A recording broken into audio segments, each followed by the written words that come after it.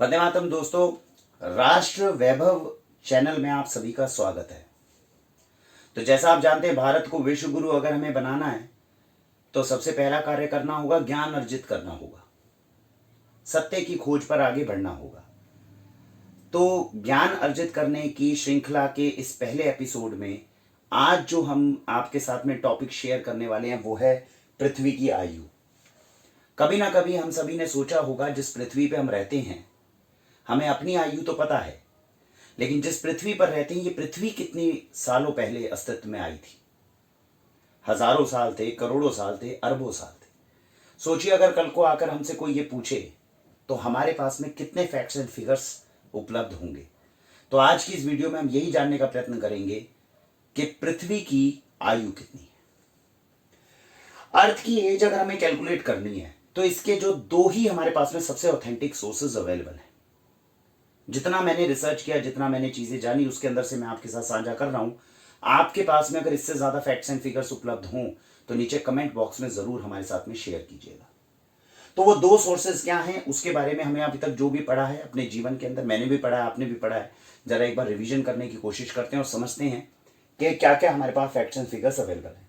सबसे पहले modern science जो कहती है कि पृथ्वी कितनी पुरानी है, पृथ्वी को अस्तित्व में आए कितने साल हो गए, तो आज से 100 साल पहले तकरीबन 1900 के अंदर यानी 20वीं शताब्दी में जब हम देखते थे तो वो ये कहते थे कि 2 बिलियन ईयर्स, तकरीबन 2 अरब साल लगे हैं पृथ्वी को अस्तित्व में आए। और अब 21वीं शताब्दी में वो ये कहते हैं कि इसको 4 अरब साल लगे हैं अस्तित्व में आए। अब इन दोनों के अंदर डिफरेंस इस तरीके से रहा कि उस समय पे भी इन्होंने कार्बन डेटिंग के आधार पे बताया था। कार्बन डेटिंग के अंदर क्या करते हैं ये बेसिकली कि जैसा हम सबको पता ही है, कार्बन जो होता है ये दो तरह के आइसोटॉप्स के अंदर अवेलेबल होता है। हमारे जब हमारा शरीर है, जब हम नश्वर मतलब जब हम दुनिया को छोड़ के चले जाएंगे तो मृत्यु के बाद में ये शरीर जो है इसके अंदर दो आइसोटॉप्स इसके रहेंगे, एक कार्बन 12 और एक कार्बन 14। इसमें जो कार्बन 14 होता है ये रेडियो एक्टिव होता है। अब रेडियो एक्टिव होने की वजह से क्या होता है आप जानते होंगे, यूरेनियम हो गया, थोरियम हो गया, या ये कार्बन 14 जो रेडियो एक्टिव होता है आइसोटोप, इनको डिके होने में बहुत टाइम लगता है, मतलब इनको खत्म होने में बहुत टाइम लगता है। इनकी हाफ लाइफ मतलब जितना इनका समय है, सपोज कीजिए 5000 सालों में मेरे शरीर में जितना भी कार्बन 14 है, मेरी मृत्यु के बाद जब हड्डियां जो होंगी, वो जो अवशेष जमीन के अंदर रहेंगे, 5000 सालों में वो कार्बन 14 जितना मेरे शरीर में था वो आधा होगा, और उससे अगले 5000 सालों में उससे आधा होगा। तो कभी ना कभी अगर हजारों लाखों साल के बाद में भी हम देखेंगे कुछ ना कुछ तो कार्बन 14 उसके अंदर मिलेगा। तो जितना कार्बन 14 उसके अंदर मिला उससे हम ये आंकलन कर लेंगे कि इसकी मृत्यु हुई कब थी, अंदाजा हजारों साल पहले, लाखों साल पहले, या कितने साल पहले। तो ये होती है कार्बन डेटिंग टेक्निक।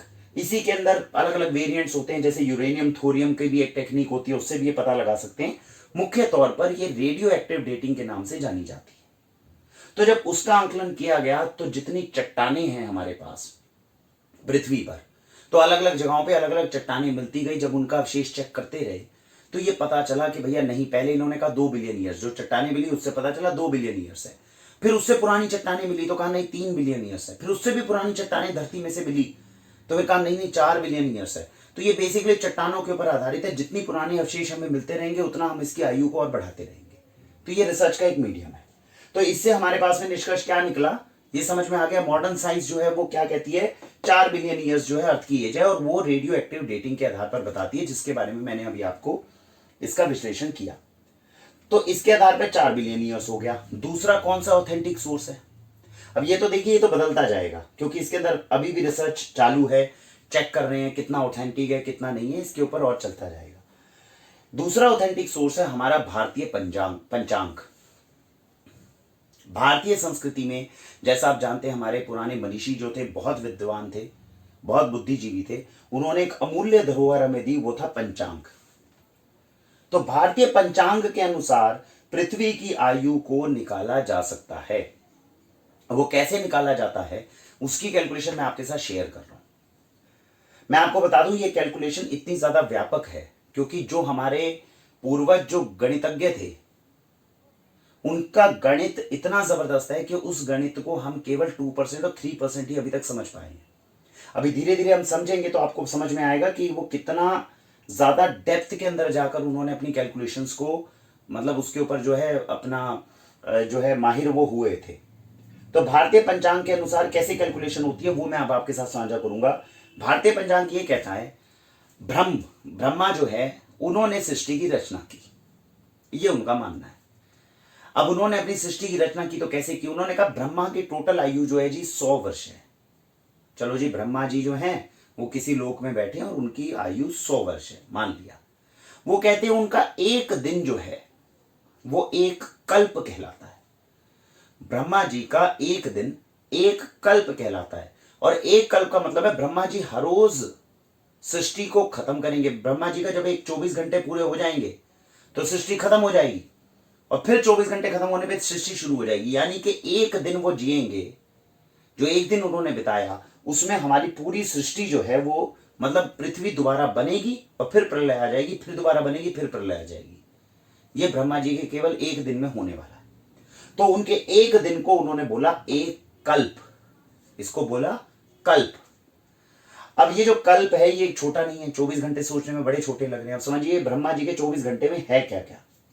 तो उन्होंने कहा ये जो एक कल्प है इसमें 14 मनवंतर होते हैं। जो एक दिन 24 घंटे है, तो जैसे हम बोलते हैं 24 घंटे, उसमें 24 घंटे होते हैं। वो कहते हैं ऐसा नहीं है, ब्रह्मा जी के एक दिन में 14 मनवंतर हैं।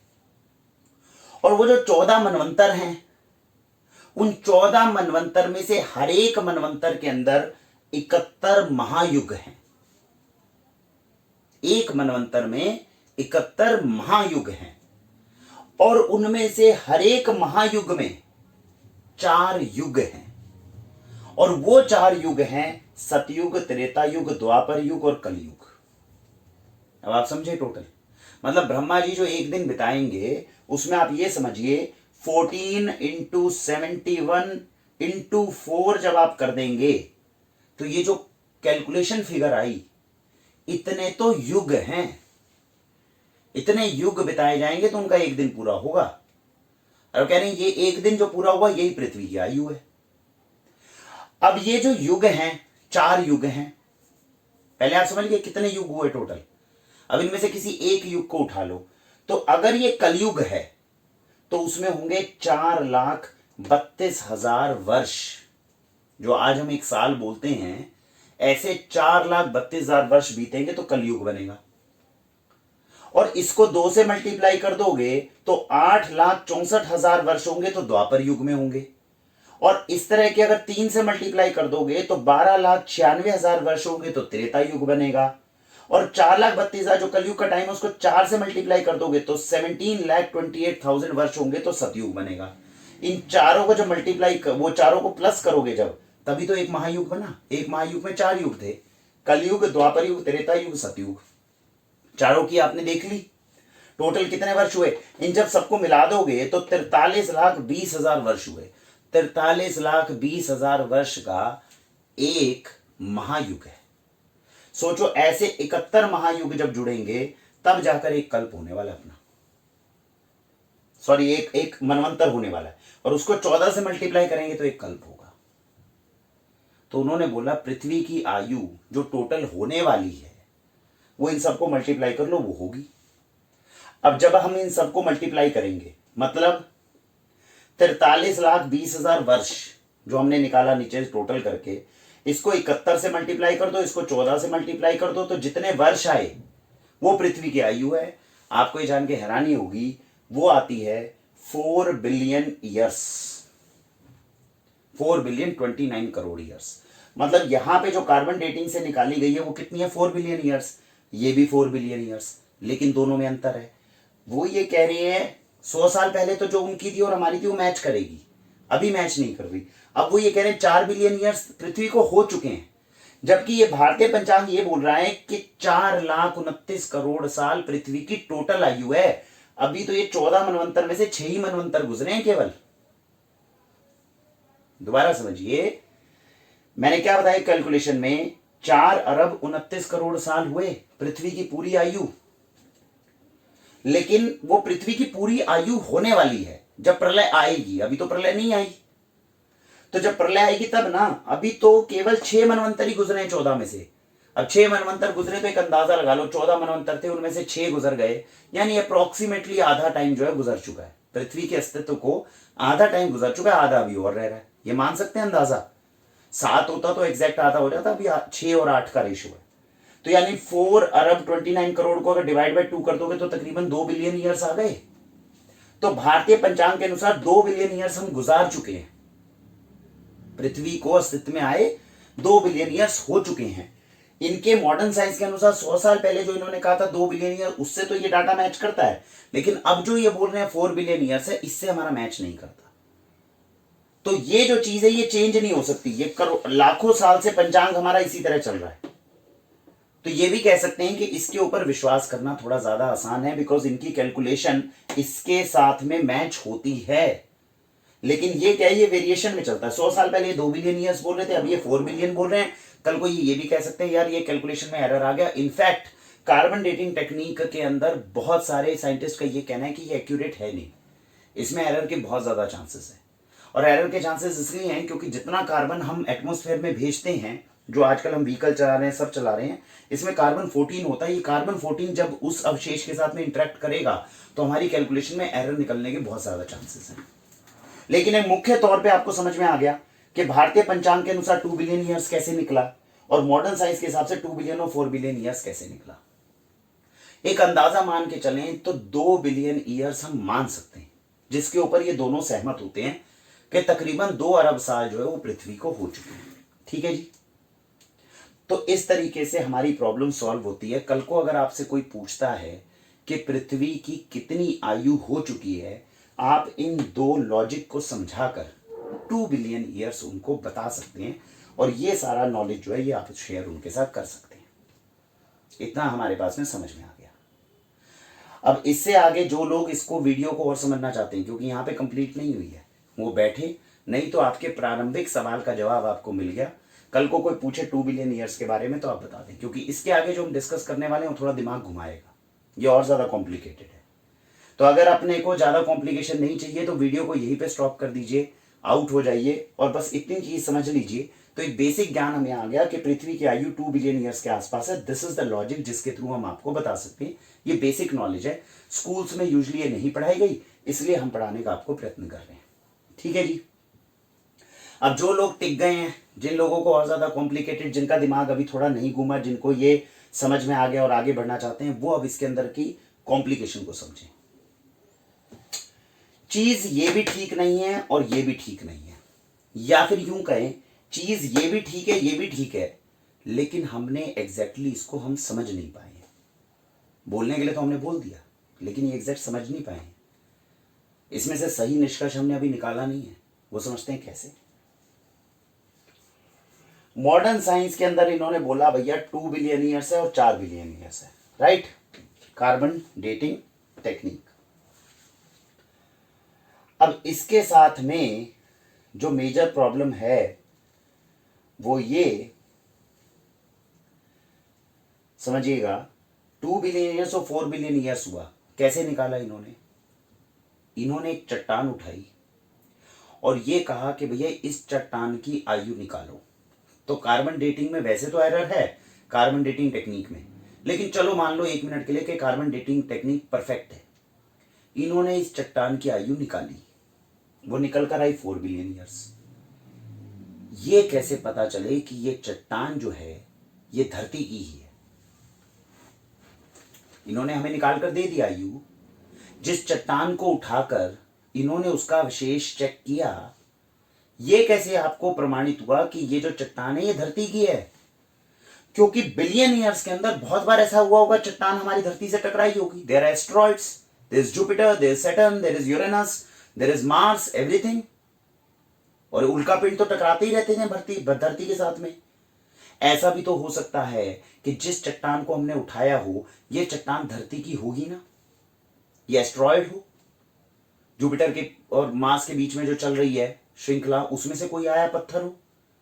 तो आप तो बोल रहे हो धरती की जो आयु है वो 4 बिलियन ईयर्स है, आपने जो चट्टान उठा रखी है वो धरती की है ही नहीं, तो धरती की आयु निकलेगी कैसे? एरर मिल गया। यहां पे एरर पकड़ में आ रहा है। तो इसका मतलब इसके ऊपर विश्वसनीयता के ऊपर प्रश्न लग सकता है दो कारणों से। पहली बात तो जो चट्टान उठाई है इसकी गारंटी दो कि ये पृथ्वी की ही है, कैसे बता पा रहे हो पृथ्वी की ही है। और दूसरी बात कि इसके अंदर जो आपने खुद माना है कि एरर के चांसेस हैं, वो एरर के चांसेस कितने हैं इसके ऊपर प्रमाणिकता भी स्थापित हुई है कि नहीं। किसी भी एनवायरमेंटल कंडीशन के अंदर कार्बन डेटिंग फेल नहीं होगी, क्या इसके प्रमाण हमारे पास हैं? अगर नहीं है तो इसके ऊपर विश्वास नहीं किया जा सकता। तो बोलने के लिए तो हमने बोल दिया 2 बिलियन और 4 बिलियन ईयर्स, बट ये ऑथेंटिक डाटा नहीं है, 100% एक्यूरेट डाटा नहीं है, इसमें समय के साथ बदलाव आएंगे, राइट। तो इसमें मॉडर्न साइंस के अंदर हमने समझ ली खामी क्या है। अब ये खामी भारतीय पंचांग में नहीं है। क्यों नहीं है? क्योंकि इसमें जो लिखा गया वो लिखा गया। भारतीय पंचांग में आप कल जाके ये नहीं बोल सकते कि एक मनवंतर जो है जी उसमें 71 महायुग नहीं होंगे, 74 महायुग होंगे, ऐसा नहीं बोल सकते। क्योंकि जो ग्रंथ है वो लाखों वर्ष पुराने होने जरूरी है और उनके अंदर एक कल्प में 14 मनवंतर, 14 मनवंतर में 71 महायुग ये बताया गया है।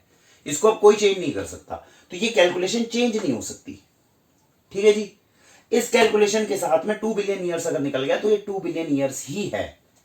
या तो ये पूरी कैलकुलेशन ही गलत मिलेगी या ये सही मिलेगी, दो में से एक ही काम होगा। इसमें ऑल्टरेशन और चेंजेस नहीं हो सकते, ये बात पक्की हो गई।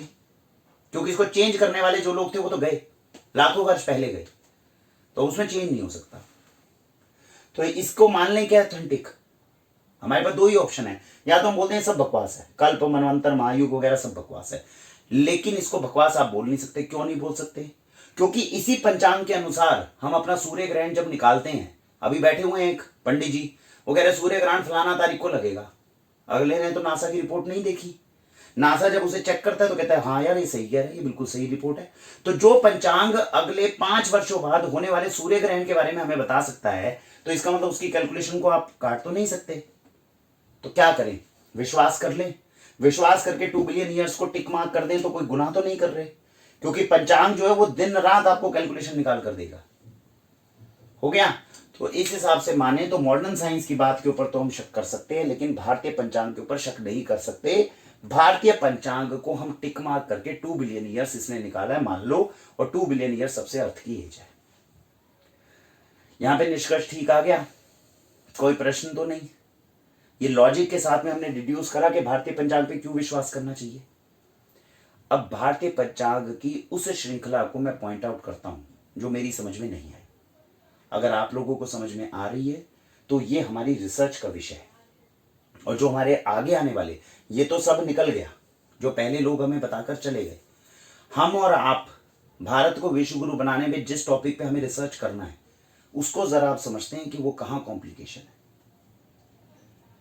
रामायण के, जब रामायण ग्रंथ है हमारा प्राचीन ग्रंथ है, पूजनीय ग्रंथ है, उसके बाल कांड के 18वें अध्याय के 8वें और 9वें श्लोक में बोला गया है जब भगवान राम का जन्म हुआ तो उस समय पे क्या बोला गया? चैत्र मास की 9वीं तिथि को, चैत्र मास मंथ है, उसकी 9वीं तिथि को जब पुनर्वसु नक्षत्र में 5 ग्रह उच्च स्थान पे थे और कर्क लगन में चंद्रमा के साथ बृहस्पति स्थित थे, तब भगवान राम का जन्म हुआ। इसमें ये पंचांग की भाषा है। अभी हम आगे जाएंगे, हम नक्षत्रों और ग्रहों के बारे में भी पढ़ेंगे, लेकिन अभी मुख्य तौर पे आप ये समझ लीजिए कि ये विवरण जो है भगवान राम के समय पे रामायण के अंदर वाल्मीकि रामायण में दिया गया। जब जोशियों से कहा गया कि भैया ये स्थिति दी गई है, तो इससे ये पता लगाओ भगवान राम का जन्म कब हुआ। तो जितने भी अभी तत्कालीन जोशी हैं उन्होंने इसके ऊपर रिसर्च करी और उन्होंने कहा कि ग्रहों की वो स्थिति जो इसमें मेंशन्ड है ये तकरीबन विक्रम संवत से 5057 साल पहले हुई। अब विक्रम संवत क्या है, 5057 क्या है, इसको भी हम बाद की वीडियोस में बताएंगे, नहीं तो ये लंबी हो जाएगी। यानी आप मोटा मोटा समझ लीजिए 5114 बीसी। तो जो हम एडी 2020 चल रहा है अभी, तो 2000 से पहले जीरो आ गया, एडी जीरो, एडी से 5000 साल पहले चले जाइए, मतलब आज से 7000 साल पहले ग्रहों की वही दशा थी जो रामायण के अंदर बताई गई। ठीक है जी। यानी इसके हिसाब से जो जोशियों ने डेट निकाली उसके अनुसार आज से 7000 साल पहले भगवान राम का जन्म हुआ। विश्वास किया जा सकता है? क्यों किया जा सकता है? क्योंकि जो पंचांग, फिर वही लॉजिक है, 5 साल बाद होने वाले सूर्य ग्रहण को बता सकता है, वो नक्षत्रों की स्थिति देखकर ये भी बता सकता है कि राम का जन्म कब हुआ। उन्होंने इसके अनुसार जब निकाला तो उसके ऊपर हमें विश्वास करना चाहिए। और 7000 साल पहले भगवान राम का जन्म कब हुआ, एग्जैक्ट डेट ये निकल कर आ गई 5114 बीसी। ठीक है जी। दूसरी चीज, भगवान राम जब सीता को लेने गए थे, मां सीता को लेने गए थे, तब उन्होंने क्या बनाया था? राम सेतु। नासा ने जब राम सेतु के ऊपर कार्य किया, पिक्चर्स ली, तो वैज्ञानिकों ने उसके अवशेष भी उठाए, उसको भी चेक किया, तो उन्होंने भी डेट जो थी वो 5000 बीसी की निकाली। उनके अनुसार भी 7000 साल पहले ही ये पुल जो है वो बनाया गया, जिससे एक दोबारा कंफर्मेशन हो गई कि भगवान राम का जन्म आज से 7000 साल पहले हुआ था। तो इससे एक निष्कर्ष तो निकल कर आ गया कि रामायण में कही गई चीजें जो है ये माइथोलॉजी नहीं है। एक चीज हम अपने परिवारों में आज कहना शुरू कर दें, जैसे ही आपके बच्चे बोले कि Ramayana and Mahabharata is mythology, tell them it's not mythology, it's Indian history. ये भारतीय इतिहास है, और उसका रीजन आपको अभी दोनों चीजों के थ्रू मैंने बता दिया। तो भगवान के नाम पे एक चीज जो हम 100% करेक्ट कर सकते हैं वो ये कि अपने ग्रंथों को माइथोलॉजी बोलना बंद करें, इसको बोले ये भारतीय इतिहास है। तो अंग्रेजों की बनाई हुई माइथोलॉजी शब्द को हटा दीजिए अपनी डिक्शनरी में। हमारे यहां माइथोलॉजी कुछ नहीं थी, मिथ कुछ नहीं है, सब इतिहास है, बताया गया। अभी इतनी बात समझ में आई? यानी भगवान राम का जन्म कितने वर्ष पहले हुआ? 7000 साल पहले। उसके 2 रीजन मैंने आपको अभी शेयर कर दिए, इसको अभी अपने दिमाग के एक सेंटर पे रखिए। अब आ जाओ महाभारत में। महाभारत में वेद व्यास जी ने भगवान कृष्ण के जन्म का विवरण दिया है। तो उन्होंने क्या लिखा? वैवस्वत मनवंतर, ये जो मनवंतर अभी चल रहा है ना, 7वां मनवंतर चल रहा है, वैवस्वत मनवंतर के 28वें द्वापर। ठीक है जी। ये जो मैंने ऊपर बताया 4 युग है, 71 महायुग में से मैं आपको बता दूं 27 महायुग गुजर चुके हैं, अब 28वां चल रहा है, यानी 28वें द्वापर। यानी जिस युग में हम अभी हैं उससे पहले वाले द्वापर युग में, यहां गारंटी मिल गई ना महाभारत में। समझ रहे हो मामले को? तो वैवस्वत मनवंतर के 28वें द्वापर के भाद्रपद कृष्ण पक्ष की रात में 8वें मुहूर्त की आधी रात में भगवान कृष्ण का जन्म हुआ। तो महाभारत में वेद व्यास जी ने ये गारंटी दे दी कि भैया जिस मनवंतर में तुम अभी हो, जिसका अभी भारतीय पंचांग बार बार बोलता है, हमारा वैवस्वत मनवंतर ही है, और हमारा कलयुग चल रहा है, इससे जस्ट पहले वाला जो द्वापर युग था उसके अंदर ही भगवान कृष्ण का जन्म हुआ था। ये गारंटी मिल गई यहां पे, ये गारंटी मिल गई। जब जोशियों से कहा गया भैया इसके हिसाब से डेट निकाल कर देखो, हमारी भाषा में जो बीसी एसी है, एडी बीसी है, उसमें क्या डेट निकलती है, उन्होंने बोला भैया 3112 बीसी। मतलब आज 2020 है, वो बोल रहे 3112 बीसी, 5000 साल पहले भगवान कृष्ण का जन्म हुआ। ये दिमाग के दूसरे सेंटर में रख लो। अब इन दोनों को मिलाओ। रामायण में भगवान राम का जन्म कब हुआ? 7000 साल पहले। भगवान कृष्ण का जन्म कब हुआ? 5000 साल पहले, आज से 2020 से। ठीक है जी। और अब क्या चल रहा है? कलयुग। प्रश्न ये आता है, भगवान राम हुए त्रेता युग में, भगवान कृष्ण हुए द्वापर युग में, और हम हैं कलयुग में। इन तीनों के अंदर जो फासला होना चाहिए वो कितना होना चाहिए? लाखों का। बताया था ना, कलयुग 4,32,000 वर्ष का है, द्वापर 8,64,000 वर्ष का है, और त्रेता युग 12,96,000 वर्ष का है। ऐसा कैसे हो सकता है? इन 3 युगों के 3 प्राणियों की हम बात कर रहे हैं ऑथेंटिक सोर्स से। त्रेता युग में भगवान राम, द्वापर में भगवान कृष्ण, कलयुग में हम खुद। इन तीनों के बीच में 2-3 हजार का वर्ष का कैसे अंतर हो सकता है? ये तो खुद पंचांग के अनुसार लाखों वर्ष का होना चाहिए। हो गई कंफ्यूजन शुरू। अब प्रॉब्लम ये है कि ये लाख जो हैं ये गलत नहीं हो सकते। क्यों नहीं हो सकते? क्योंकि मैंने वही पहली बात आपको बताई, पंचांग के अनुसार तो हम दिन रात देख रहे हैं, हमारा सिस्टम और मॉडर्न सिस्टम मैच कर रहा है। क्योंकि मॉडर्न सिस्टम में बोलेंगे 12 बजे फलाना चीज होने वाली है, हमारे पंचांग में बोलता है 12 बजे ये होने वाली है। मॉडर्न सिस्टम बोलेगा 2 साल बाद सूर्य ग्रहण फलाना तारीख को लगेगा, पंचांग में बोलेगा 2 साल बाद ठीक इस डेट पे लगेगा, यानी पंचांग तो सही है। तो ये दुविधा हमारी समझ में नहीं आ रही कि भगवान राम का जन्म और भगवान कृष्ण का जन्म और हमारे जन्म के अंदर ये हजारों साल का अंतर क्यों है? ये तो लाखों वर्ष का अंतर होना चाहिए, क्योंकि युगों में डिफरेंस आ गया। ये एक बड़ा प्रश्न है, जो अगर कोई भी बुद्धिजीवी हमारे इस वीडियो को देख रहा हो और उसको इसका आंसर पता हो, तुरंत कमेंट बॉक्स में डाले। और अगर, क्योंकि ये कैलकुलेशन बहुत ज्यादा डिफिकल्ट है, अगर ज्यादा डिफिकल्ट है तो एक वीडियो बना के उसका लिंक डाल दे, ताकि सब लोगों के लिए फायदेमंद हो जाए। और जितने भी बंधु हमारे वीडियो देख रहे हैं वो इसके डिस्क्रिप्शन के ऊपर नजर जरूर रखें।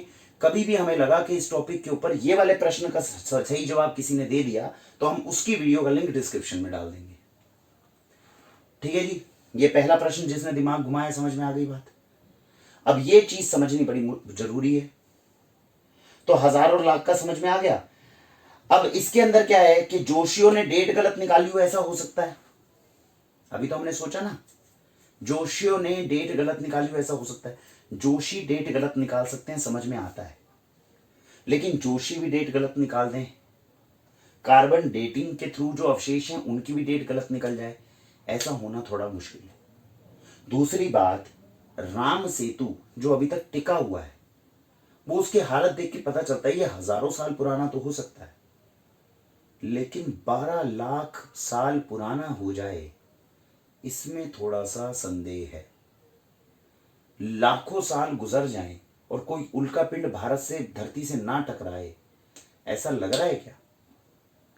तो इसीलिए जोशियों ने जो डेट हजारों साल पहले निकाली है ये ज्यादा ऑथेंटिक लगती है एज कंपेयर टू ये। लेकिन ये गलत नहीं हो सकता, क्योंकि इस पंचांग के आधार पे ही हम सारे निर्णय ले रहे हैं जो सही जा रहे हैं। तो ये पंचांग पुरानी हिस्ट्री को गलत नहीं बोल सकता। तो ये दोनों के अंदर आके हम एक मिड पॉइंट पे आ गए जहां फंसे हुए हैं, कोई हमें निकाल सके तो निकाले। इन सारी चीजों से एक चीज और समझ में आती है। अब एक और चीज समझिएगा, इस सारी चीजों में जो हमने करा है उसके अंदर हमें यह भी समझ में आता है कि जो भारतीय पुराने जितने भी मनीषी थे उस समय के, उनमें ज्ञान जबरदस्त था। क्यों ज्ञान जबरदस्त था, दोबारा समझो। हमारे यहां पे कभी किसी का जन्म होता है तो हम क्या बोलते हैं, मेरा जन्म हुआ। तो वरुण कुमार 19 दिसंबर 1985 में जन्म इन्होंने ले लिया। चलो ज्यादा चाहिए तो रात के 10 बजे इन्होंने जन्म ले लिया। इससे ज्यादा तो उसके बारे में कुछ नहीं बताया जाता। 2020 में है, साइंटिफिकली एडवांस्ड है सब कुछ। भगवान राम के जन्म में आप ये सोचो, अब इसके लॉजिक को समझा रहा हूं मैं आपको, जिसको नहीं समझ में आती नक्षत्र वगैरह वो समझा रहा हूं मैं। तो उस समय पे जो मनीषी हैं वो क्या विवरण कर रहे हैं, और केवल भगवान राम का विवरण नहीं कर रहे। उस समय पे जितने भी जन्म होते थे, जितने लोगों के, वो कुंडली बनाने के लिए इन सारी चीजों की जरूरत होती थी, इसलिए वो लिखते ही इसी तरह से थे। तो उन्होंने क्या लिखा, चैत्र मास की नवमी तिथि। चलो ये तो हमारे वाले से मैच कर गया, 19 दिसंबर 1985 की। 19 दिसंबर लिख दिया तो दिसंबर में 19 लिख दिया, 1985 हो गया। इतने को तो छोड़ दो, ये तो हम भी बोलते हैं। पुनर्वसु नक्षत्र में, मतलब जब वो पैदा हो रहा है बच्चा, तो वो ये देख रहे हैं कि भैया जो ग्रह है वो कौन से नक्षत्र के अंदर जा रहा है। नीचे नीचे देख के नहीं बोल रहे, वो इतना भी लिखते तो बात बन जाती, चैत्र मास की नवमी तिथि को जन्म हुआ ना।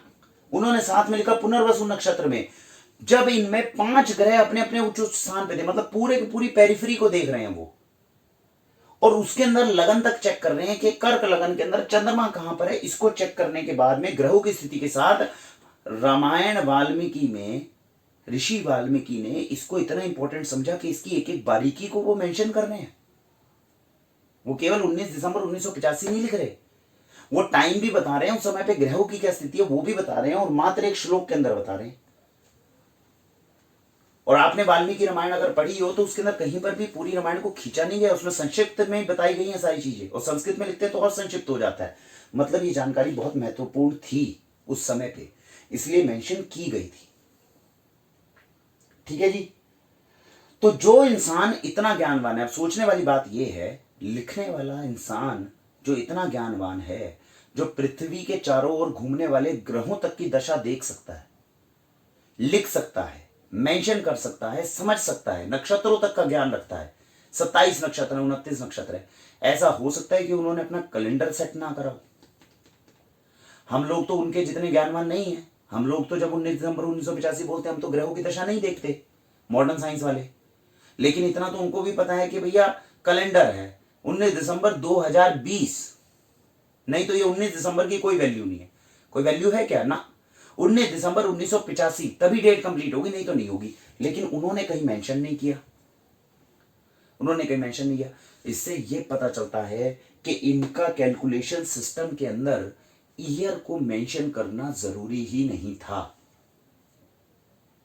क्योंकि यह लॉजिक तो नहीं होता कि इनको ईयर सेट करना नहीं आता था। जो इंसान पृथ्वी के चारों तरफ चलने वाले ग्रहों की दशा देख सकता हो, गिन सकता हो उंगलियों पे, एकदम चेक करके उस वक्त लिख सकता हो, वो इंसान को ये ना पता हो कि मुझे अपने ईयर सेट करने चाहिए, जैसे 1970, 1980, 1990, ऐसा तो नहीं हो सकता। लेकिन उन्होंने जरूरी नहीं समझा, इसका मतलब वो केवल ग्रहों की दशा से ही ये पता लगा लेते थे कि ये कौन सा साल चल रहा है और कौन से साल के अंदर, उस समय पे ग्रहों की दशा से ही केवल कार्य होते थे। उन्होंने जरूरी नहीं समझा 19 दिसंबर के आगे 1985 लगाओ। 19 दिसंबर और साथ में ग्रहों की दशा अगर आपने मेंशन कर दी तो वो एग्जैक्टली ये पता लगा लेते थे कि ये साल कौन सा चला होगा इसका। ये उनका गणितज्ञ था और ये हम सब लोगों के लिए रिसर्च का विषय है, रिसर्च का विषय है। और इसके साथ में रिसर्च इस बात पे भी हमें करनी है कि रामायण महाभारत पे कहीं पर भी युगाब्द शब्द का इस्तेमाल हुआ है क्या। अब ये युगाब्द शब्द क्या है ये भी समझना है। आज अगर आप मुझसे बात करोगे भारतीय पंचांग के अनुसार तो आप ये बोलोगे युगाब्द 5120 विक्रम 5122 विक्रम संवत 2077, ये भाषा है। तो ये दोनों शब्द क्या है, युगाब्द 5122 का मतलब है कलयुग में जो 4,32,000 वर्ष का होना है हमारे वाला, उसमें से 5122 वर्ष गुजर चुके हैं, तो इसे बोलते हैं युगाब्द। युगाब्द में मतलब कलयुग कब शुरू हुआ था, भगवान कृष्ण जब युधिष्ठिर जो थे अपना कार्यभार देकर जब स्वर्गवास की तरफ गए थे, तो उस समय के बाद में कहते हैं कलयुग की शुरुआत हो गई थी। उस समय से अब तक 5122 वर्ष गुजर चुके हैं, इसीलिए इसमें युगाब्द बोलते हैं। लेकिन इन्होंने युगाब्द शब्द का इस्तेमाल कहीं नहीं किया। तो देखना हमें यह है कि रामायण या महाभारत में कहीं पर भी युगाब्द शब्द का इस्तेमाल हुआ था कि नहीं। उससे यह पता चल जाएगा कि ये लोग ईयर को इंपॉर्टेंस समझते थे कि नहीं। और अगर ईयर को इंपॉर्टेंस नहीं समझते थे, ये बहुत बड़ा एक गणितज्ञ की कैलकुलेशन सिस्टम है कि इनको ईयर की जरूरत ही नहीं पड़ती थी और ये सीधा केवल और केवल ग्रहों की दशा से ये आंकलन कर लेते थे ये कौन से सन की बात कर रहा है। और अगर इतना जबरदस्त इतिहास हमारे पास में अगर निकल कर आता है तो ये अपने आप में एक रिसर्च का विषय बनने वाला है। तो आपका और हमारा काम ये भी है कि पुराने इतिहासों में ये चेक करें कि युगाब्द शब्द कब कब कहां इस्तेमाल हुआ है और रामायण महाभारत में भी युगाब्द शब्द का इस्तेमाल कहीं हुआ है कि नहीं हुआ है। अगर नहीं हुआ है तो हमें ये मान लेना है कि उस समय पर इनकी कैलकुलेशन का तो बहुत जबरदस्त काम था। खाली 19 दिसंबर मेंशन करने से और ग्रहों की दशा मेंशन करने से कोई ये इमीडिएटली खड़े खड़े पता लगा ले कि इसका 1985 में जन्म हुआ है, ये अपने आप में एक जबरदस्त कैलकुलेशन सिस्टम है। तो अगर ये भी हमें समझ में आए कभी फ्यूचर में तो हमें उसका भी ध्यान रखना है। तो ये सारे निष्कर्ष जो है मैंने इसमें से निकाल कर देखे। अब हमारी रिसर्च के विषय ये हैं कि एक तो जो मैंने पहला प्रॉब्लम बताया था कि हमारी उम्र के अंदर हजारों का अंतर क्यों, जबकि पंचांग के अंदर लाखों का, एक तो इसके ऊपर हमें रिसर्च करनी है, हम सब लोगों को आगे और ज्ञान अर्जित करना है इसके बारे में। दूसरा मैंने आपको जो बताया युगाब्द शब्द के ऊपर रिसर्च करनी है कि ये कहाँ मेंशन्ड है, रामायण महाभारत में मेंशन भी था कि नहीं था, ताकि हमें इनके कैलकुलेशन सिस्टम की पहुंच तक का कुछ अंदाजा हो पाए। और अगर हम ये शब्द नहीं ढूंढ पाते हैं तो ये समझ लीजिएगा कि इनके गणित के हिसाब से हमारा गणित अभी इतनी कैलकुलेशन होने के बाद भी, इतना पढ़ लिखने के बाद भी हमारा गणित इनके 1% के आसपास भी नहीं है। यह हमें मान लेना पड़ेगा उस समय पे। तो ये सारा निष्कर्ष जो है आज हमें अर्थ की आयु में से निकलने को मिला। मुझे उम्मीद है आपको ये एपिसोड अच्छा लगा होगा।